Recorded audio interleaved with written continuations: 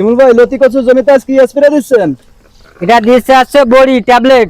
আচ্ছা আচ্ছা, এটা কিভাবে দিতে হয়? এটা দেওয়ার নিয়ম আছে, ওই আপনার একটা পাত্রই আমরা একটু পানি নেব, নেওয়ার পরে 18টা ডোমে 2টা বড়ি নেব, 2টা বড়ি নিয়ে পানি ভিতরে ছেড়ে দেবো, দিলে বড়ি নিজে নিজেই টকবক করে ফুটে নিজে গলে যাবে।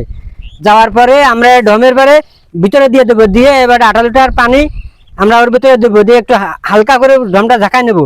নেওয়ার পরবর্তীতে আমরা ক্ষেতের ভিতরে এসে আমরা ঠিক এই নিয়মে গাছের গুঁড়া দিয়ে এবং মাটি দিয়ে স্প্রে করব। কখনো যেন এই পানি গাছের মাথার উপরে না পড়ে, যদি মাথার উপরে পড়ে তাহলে 4-5টা করে গাছ হয়ে যাবে। আর এই দেওয়ার উপকারিতা হচ্ছে এই যে লতিটা দ্রুত বাড়বে এবং এই গাছের দ্রুত লতি ফুটবে, যার কারণে এটা দিতে হয়। অনেকে জানে না, না জানে চাষ করে, এইগুলো পদ্ধতি জানে না, বিধায় তারা চাষে ক্ষতিগ্রস্ত হয়।